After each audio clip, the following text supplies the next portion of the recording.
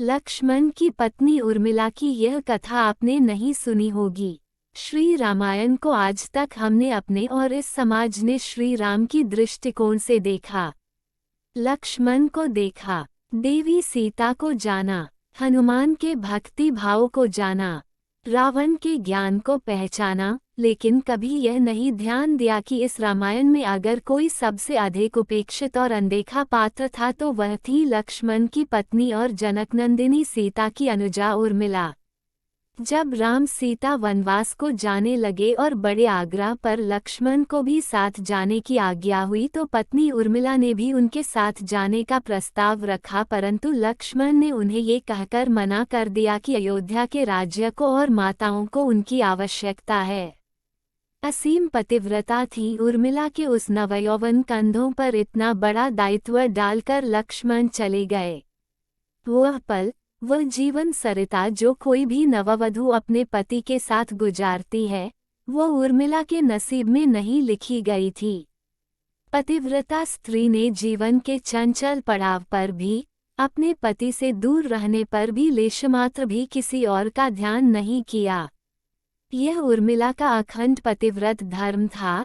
यह उर्मिला की अवर्णित, अचर्चित, अघोषित महानता थी। उर्मिला के महान चरित्र, अखंड पतिव्रत, स्नेह और त्याग की चर्चा रामायण में अपेक्षित थी, पर वह हो न सका। सबसे विकट क्षणों में भी उर्मिला आंसू न बहा सकी, क्योंकि उनके पति लक्ष्मण ने उनसे एक और वचन लिया था कि वो कभी आंसू न बहाएंगी, क्योंकि अगर वह अपने दुख में डूबी रहेंगी तो परिजनों का ख्याल नहीं रख पाएंगी। यह कोई कल्पना कर सकता है कि अपने पति को 14 वर्षों के लिए अपने से दूर जाने देना और उसकी विदाई पर आंसू भी न बहाना किसी नवविवाहिता के लिए कितना कष्टकारी हो सकता है। कितना हृदयविदारक पल था वह जब परम पूज्यनीय महाराज दशरथ स्वर्ग सिधार गए, पर वचन के सम्मान रखने के लिए उर्मिला तब भी न रोई। पति के लिए पिता को किया इनकार। महाराज जनक अपनी पुत्री को मायके अर्थात मिथिला ले जाना चाहते थे, ताकि मां और सखियों के सान्निध्य में उर्मिला का पति वियोग का दुख कुछ कम हो सके, परंतु उर्मिला ने मिथिला जाने से सादर इनकार कर दिया, ये कहते हुए कि अब पति के परिजनों के साथ रहना और दुख में उनका साथ न छोड़ना ही अब उसका धर्म है।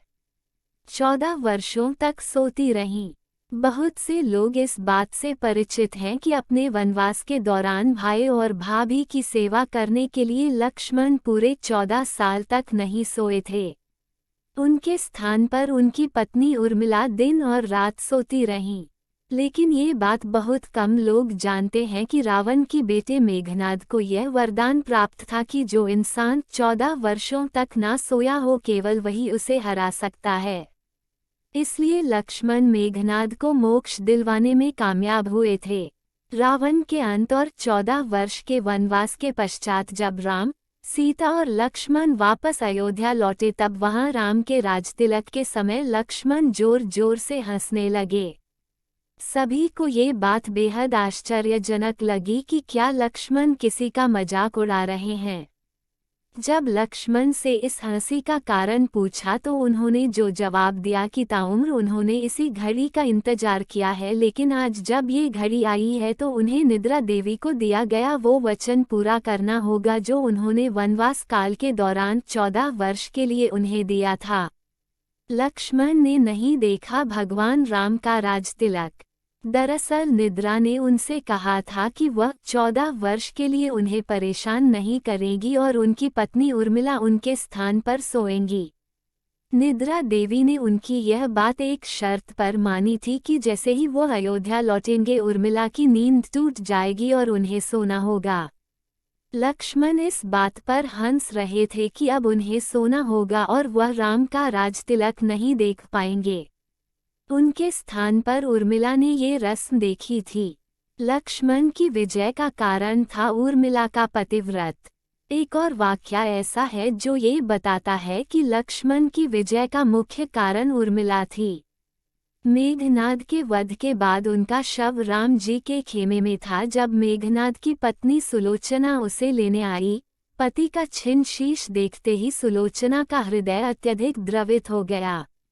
उसकी आंखें बरसने लगी। रोते रोते उसने पास खड़े लक्ष्मण की ओर देखा और कहा, सुमित्रा नंदन, तुम भूलकर भी गर्व मत करना कि मेघनाद का वध मैंने किया है। मेघनाद को धराशायी करने की शक्ति विश्व में किसी के पास नहीं थी। ये तो दो पतिव्रता नारियों का भाग्य था।